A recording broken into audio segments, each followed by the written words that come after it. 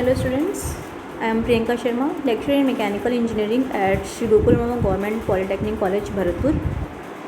Students, आज के lecture में हम ME 302 that is subject of process in manufacturing के टॉपिक EDM के बारे में स्टडी करेंगे। EDM क्या है?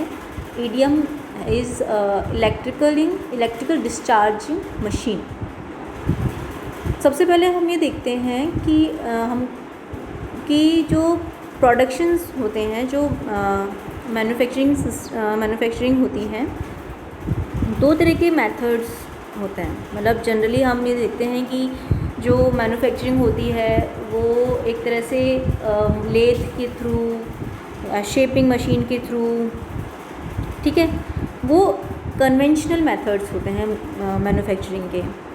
जो EDM है, इलेक्ट्रिक डिस्चार्ज मशीनिंग, ये एक अनकन्वेंशनल मेथड है।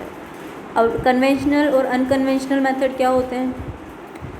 कन्वेंशनल मेथड जो कि चलते आ रहे हैं पुराने टाइम से, जो कि एक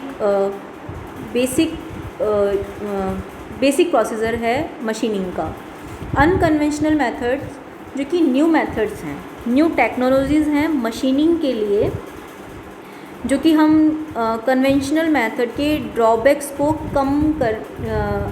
उनको रिमूव करने के लिए हमने कुछ और टेक्निक्स बनाई हैं, जिनके थ्रू हम मशीनिंग कर सकते हैं बेटर किससे, कन्वेंशनल मेथड से। कन्वेंशनल मेथड जैसे कि हमने लेथ में टूल से हम जो भी मशीनिंग करते हैं, लेथ से, शेपिंग से, गियर मैन्युफैक्चरिंग, ठीक है, वो भी अच्छे होते हैं। ये नहीं है कि कन्वेंशनल मेथड्स अच्छे नहीं होते हैं, लेकिन कभी कभी सिचुएशन के अकॉर्डिंग कभी कभी हमें, मतलब वहाँ पे जैसे कुछ ड्रॉबैक, जैसे कन्वेंशनल मेथड्स में क्या होता है, कन्वेंशनल मेथड में जो कि हम टूल से वर्क पीस पे मेटल रिमूव करते हैं, ठीक है, हम एक टूल यूज़ करते हैं जो कि वर्क पीस से मेटल रिमूव करेगा, एंड देन हम उसको एक प्रिस्क्राइब शेप देंगे, एक डिस्क्राइब शेप देंगे, ठीक है। तो जो टूल होता है वो क्या होना चाहिए, उस वर्क पीस से हार्ड होना चाहिए, ठीक है, जिससे वो उसको वर्क पीस को वियर कर सकेगा और उससे मेटल रिमूव कर सकेगा। तो जो मेटल रिमूवल हो रहा है मैकेनिकल एनर्जी के थ्रू, उससे उनका फिज़िकल फोर्स यूज़ रहता है। मतलब टूल और जो वर्क पीस हैं वो आपस में कांटेक्ट में होने चाहिए एक दूसरे के, जिससे चिप्स फॉर्मेशन होता है, ठीक है। जब टूल वर्क पीस को वियर करता है, अगर काटता है, तो उससे क्या होता है, चिप्स फॉर्मेशन होता है। जो एक्स्ट्रा जो मटेरियल है वो क्या होता है, वर्क पीस से रिमूव होता है, इसको बोलते हैं चिप फॉर्मेशन। तो एक चिप फॉर्मेशन होता है। तो उससे ये भी होता है कि जब टूल और वर्क पीस एक दूसरे के कांटेक्ट में आते हैं, तो जो फोर्स, टूल जो है वो वर्क पीस पे फोर्स इंड्यूस करता है, जिससे क्या होता है, एक शेयर कंप्रेशन होता है, ठीक है, जिससे चिप फॉर्मेशन होता है। तो इसके ड्रॉबैक्स क्या हो जाते हैं, एक तो चिप्स प्रोड्यूस होती हैं, चिप्स होती है मतलब वेस्टेज ऑफ दी मटेरियल, ठीक है। दूसरा है कि जब ये टूल को हमें मतलब वर्क पीस की होल्डिंग के लिए, ठीक है, और उसका डिस्टोर्शन अवॉइड होना चाहिए। मतलब वर्क पीस की होल्डिंग को हमें स्ट्रॉन्ग रखना होता है, अच्छे से रखना होता है, ताकि उसमें डिस्टोर्शन ना हो, क्योंकि टूल जो है वो बहुत ज़्यादा फोर्स लगाता है वर्क पीस से मेटल रिमूव करने के लिए। अगर वर्क पीस अच्छे से उसमें रहेगा नहीं, टिका, क्लैम्प अच्छे से नहीं होगा, होल्डिंग अच्छे से नहीं होगी वर्क पीस की, तो उसके डिस्टोर्शन होने के भी चांसेस हो जाते हैं, क्योंकि कटिंग फोर्स जो है वो बहुत ज़्यादा होता है, लार्ज होता है। और क्या ड्रॉबैक्स हो जाते हैं इस कन्वेंशनल के, कि जो चिप्स होती हैं, है ना, उनकी जो रिसाइकलिंग होती है, रिसाइकलिंग का जो उनका प्रोसेस है वो बहुत थोड़ा कम्बरसम होता है, ठीक है, और उसमें एनर्जी भी और मनी भी दोनों ज़्यादा लगती हैं। लार्ज कटिंग फोर्स होने की वजह से टूल और वर्क पीस के बीच में लार्ज कटिंग फोर्स होता है, जिसकी वजह से टूल मेटल रिमूव करता है वर्क पीस से। इसकी वजह से दोनों के जो इंटरफेस है, टूल वर्क पीस जो इंटरफेस है, उसमें हीट जनरेट होती है, और उसकी वजह से वहाँ पर उसकी वजह से जो वर्क पीस है उसका डिफॉर्मेशन अनडिज़ायरेबल डिफॉर्मेशन, मतलब जिसकी हमें ज़रूरत नहीं है, ऐसा डिफॉर्मेशन होता है। And stress, residual stress create होता है, जो हमें बाद में प्रोसीजर के बाद में उसको रिमूव करने के लिए और भी कुछ ट्रीटमेंट्स उस वर्क पीस पे करने पड़ते हैं। तो इन सब ड्रॉबैक्स को दूर करने के लिए, ठीक है, इन ड्रॉबैक्स को दूर करने के लिए या फिर इन पर करने के लिए हमें क्या करते हैं, हमने कुछ नए टेक्निक्स इन्वेंट करी, साइंटिस्ट ने कुछ न्यू टेक्निक्स इन्वेंट करी जिससे ये सब प्रॉब्लम्स ना आए। तो वो जो मेथड्स हैं वो हैं अनकन्वेंशनल मेथड्स, ठीक है। अब इनमें क्या होता है, चिप्स प्रोड्यूस नहीं होती हैं, जो टूल है और जो वर्क पीस है वो आपस में कांटेक्ट में नहीं आते हैं, ठीक है, उन दोनों का डायरेक्ट फिजिकल कांटेक्ट नहीं होता है अनकन्वेंशनल मेथड्स में। तो डायरेक्ट कांटेक्ट नहीं होता है, इस वजह से जो हमारा टूल, जैसे हम बोल रहे थे कन्वेंशनल मेथड्स में टूल का हार्ड होना ज़रूरी है वर्क पीस से, तभी वो उससे मेटल रिमूव कर सकता है। तो अनकन्वेंशनल मेथड्स में ऐसा ज़रूरी नहीं है कि वो जो टूल है अपना वो वर्क पीस से हार्ड हो, ठीक है।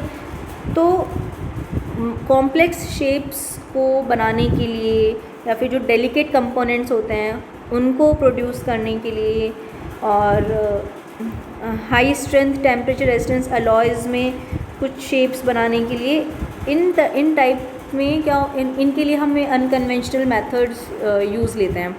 अनकन्वेंशनल मेथड्स में क्या होता है, अनकन्वेंशनल मेथड्स में जो टूल है और ये अपना वर्क पीस है आपस में कांटेक्ट में नहीं आते हैं और टेम्परेचर जनरेट करके, स्पार्क जनरेट करके हम वहाँ से मेटल, वर्क पीस से मेटल रिमूव करते हैं।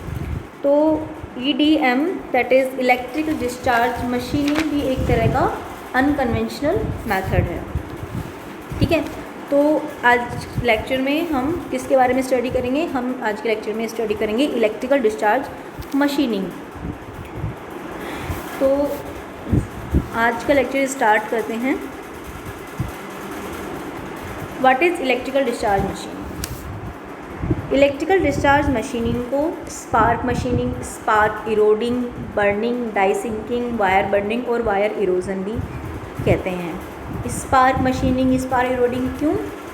इलेक्ट्रिकल डिस्चार्ज मशीनिंग में जो मटेरियल वर्क पीस को हम डिज़ायर्ड शेप देते हैं वो किसके थ्रू देते हैं, वो हम देते हैं स्पार्क के थ्रू। एक इलेक्ट्रिकल स्पार्क से वर्क पीस से हम मेटल रिमूव करते हैं और उसको एक डिज़ायर्ड शेप देते हैं। क्लियर? तो this is a manufacturing operation in which we use to make desired shapes by using an electric spark. जैसे कि जैसे मान लो कोई बैटरी है, ठीक है, ऑटोमोबाइल्स में जैसे जो बैटरी लगी होती है उसमें दो टर्मिनल्स होते हैं, एक होता है कैथोड और एक होता है एनोड। कैथोड और एनोड के बीच में जब एक पावरफुल स्पार्क होता है तो दोनों टर्मिनल्स पे मेटल इरोजन होता है। मेटल इरोजन मतलब मेटल रिमूव होता है दोनों टर्मिनल्स से। क्लियर? तो स्पार्क से क्या हो रहा है, दोनों टर्मिनल से मेटल रिमूव हो रहा है। तो जो यही प्रिंसिपल है वो हम किस में यूज़ करते हैं, इलेक्ट्रिकल डिस्चार्ज मशीनिंग में। तो इसमें हम क्या करते हैं, इसमें हम दो टर्मिनल्स बनाते हैं, एक कैथोड का, एक एनोड का, एक पॉजिटिव एक नेगेटिव, और करंट फ्लो करके हम उन दोनों टर्मिनल्स के बीच में एक स्पार्क जनरेट करते हैं जिससे वर्क पीस से जो मेटल है वो क्या होता है, रिमूव होता है। वो हम आगे डिस्कस करेंगे। तो it is defined as the process of metal removal from the work surface due to an erosion of metal caused by electric spark discharge between two electrodes, tool as cathode and the work as anode। तो जैसे भी मैंने बताया कि दो terminals create करते हैं हम इसमें, एक पॉजिटिव और एक नेगेटिव, मीन्स एक कैथोड और एक एनोड। कैथोड होता है नेगेटिव टर्मिनल, एनोड होता है पॉजिटिव टर्मिनल, ठीक है। तो एनोड होता है पॉजिटिव, तो हम इस मशीनिंग प्रोसेस में क्या करते हैं, जो वर्क पीस है जहाँ से हमको मेटल रिमूव करना है, ठीक है, उसको तो हम कर देते हैं एनोड, उसको हम बनाते हैं पॉजिटिव टर्मिनल, और टूल जिसकी सहायता से हम ये करते हैं उसको हम बनाते हैं नेगेटिव टर्मिनल कैथोड। तो इन दोनों टर्मिनल्स के बीच में स्पार्क जनरेट करके हम एनोड जो वर्क है हमारा वर्क पीस है उससे क्या करते हैं, मेटल को रिमूव करते हैं। An electro discharge machine consist of, electrical discharge machine में कौन कौन से पार्ट्स होते हैं। फर्स्ट डीसी पल्स जनरेटर और डीसी सप्लाई। जैसे कि हम डायग्राम में देख सकते हैं, एक है हमारा DC pulse generator, DC pulse generator या डीसी सप्लाई, जो कि करंट फ्लो करने का एक सोर्स है हमारे पास, डीसी करंट फ्लो हम कर रहे हैं। सेकंड वोल्ट मीटर, जो कि दोनों टर्मिनल्स के बीच में वोल्टेज मेज़र करने के काम आता है। अमीटर करंट मेज़र करने के काम आता है। टूल है जिसकी सहायता से हम वर्क पीस से क्या मेटल रिमूव करते हैं without touching both. And tool जो होता है वो कौन सा टर्मिनल होता है, कैथोड, नेगेटिव टर्मिनल होता है। Dielectric fluid, dielectric fluid होता है जिसमें करंट फ्लो ना हो, ठीक है। तो एक फ्लूइड हम यूज़ करते हैं जिसको हम बोलते हैं डाई इलेक्ट्रिक फ्लूइड। मेन इसको जो डिटेल में हम इसको आगे स्टडी करेंगे, ठीक है। इस फ्लूइड का क्या यूज़ है ये सब हम आगे जब प्रोसेस स्टडी करेंगे कि कैसे होता है मेटल रिमूवल, तो उसमें हम इनको देखेंगे। पंप होता है डाई इलेक्ट्रिक फ्लूइड को अंदर भेजने, एक सिलेंडर उसमें टब में भेजने के लिए और बाहर निकालने के लिए। फिल्टर डाई इलेक्ट्रिक फ्लूइड को छानने के लिए। Servo controlled feed, servo controlled feed होती है टूल के मूवमेंट को कंट्रोल में करने के लिए, जैसे टूल का मूवमेंट, टूल और वर्क पीस के बीच में जो डिस्टेंस है वो कंट्रोल में रहे। फिक्सचर्स होता है वर्क पीस को क्लैंप करने के लिए, पकड़ने के लिए। और टेबल, ठीक है, जिस पे फिक्सचर हम लगाते हैं। तो ये हैं इलेक्ट्रिकल डिस्चार्ज मशीनिंग के कुछ पार्ट्स। क्लियर। अब हम उसका डिटेल में पढ़ते हैं कि कैसे इलेक्ट्रिकल डिस्चार्ज मशीनिंग वर्क होता है। The DC supply is fed to the spark generating circuit.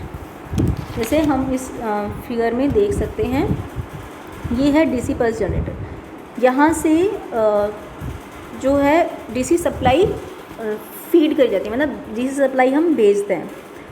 अब ये है डीसी सप्लाई का नेगेटिव टर्मिनल, ठीक है, ये है नेगेटिव। तो इसको हम किससे जोड़ रहे हैं, इसको हम जोड़ रहे हैं टूल से। तो टूल को हमने क्या कर दिया, नेगेटिव।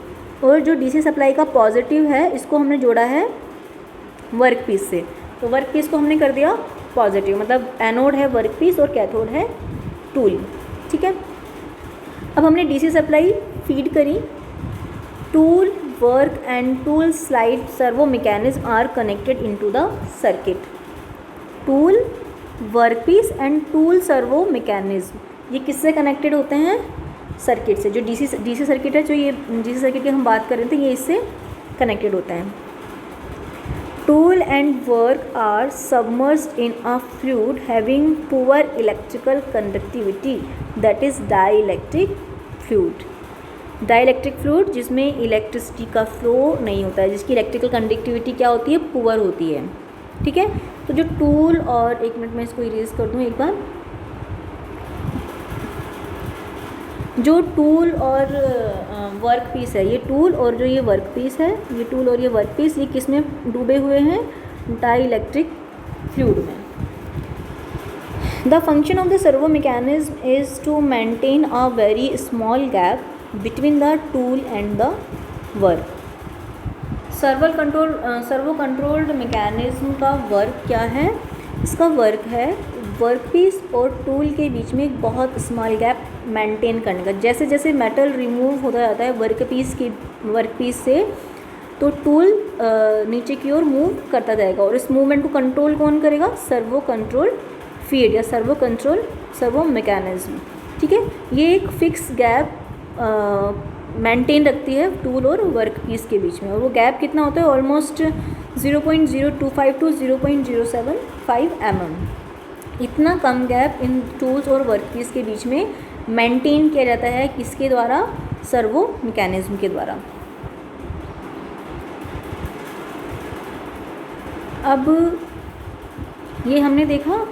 अब नेक्स्ट हम बात करेंगे, तो the work piece is connected to the positive terminal. जैसे पहले कहा था, वर्क पीस को हम डीसी सप्लाई के पॉजिटिव टर्मिनल से जोड़ देते हैं। जैसे कि हम यहाँ देख सकते हैं, ये वर्क पीस है इसको हमने किससे जोड़ा हुआ है, ये यहाँ पे जाके पॉजिटिव टर्मिनल से जुड़ा हुआ है, एंड टूल को हमने कनेक्ट किया हुआ है नेगेटिव टर्मिनल से। ठीक है, तो workpiece is connected to the positive terminal anode and the tool is connected to a negative terminal cathode. The dielectric fluid, which is non-conductor of electricity, is forced under pressure through the gap between work and tool। जो dielectric fluid है वो tool और workpiece के gap में pressure से flow किया जाता है। When a DC power is supplied, the fluid in the gap gets ionized and produce a spark between the tool and workpiece।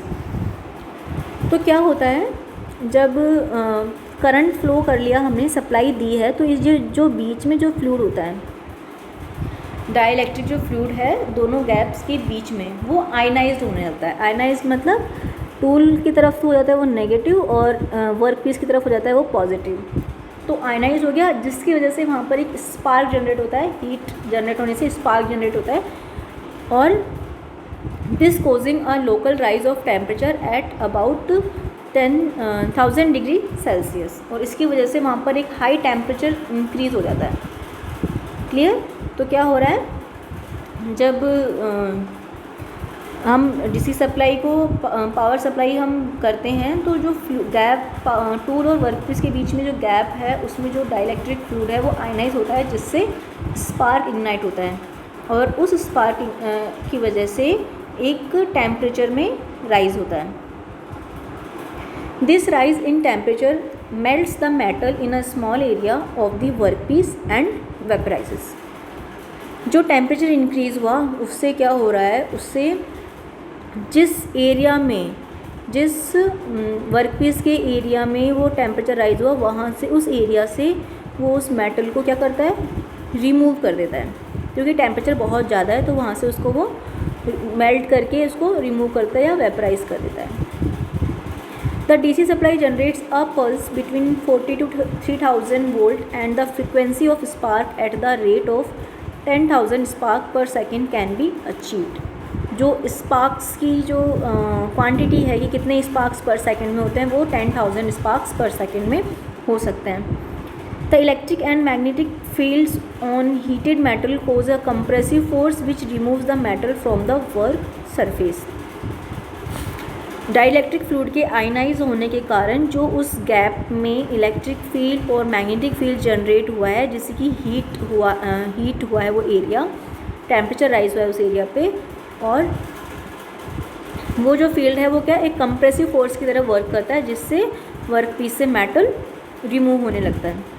The dielectric fluid acts as a coolant, carries the eroded metal particles which are filtered regularly and supplied back to the tank. जो हम dielectric fluid दोनों gaps के बीच में pressure से flow कर रहे थे, वो वहाँ पे बहुत हीट जनरेट हुई, तो वो जो डाइलेक्ट्रिक फ्लूइड है वो कूलेंट का काम भी करता है, और जो मेटल इरोडेड हुआ है, मतलब जो मेटल रिमूव हुआ है वर्कपीस से, उसको वहाँ उस एरिया से, उस गैप से बाहर ले जाता है, एंड देन फिर जो डाइलेक्ट्रिक फ्लूइड जिसके अंदर वो इरोडेड मेटल इंक्लूड थे, इरोडेड मेटल थे, वो हम फिल्टर की सहायता से फ़िल्टर करके उसको वापस कहाँ भेज देते हैं, टैंक में भेज देते हैं।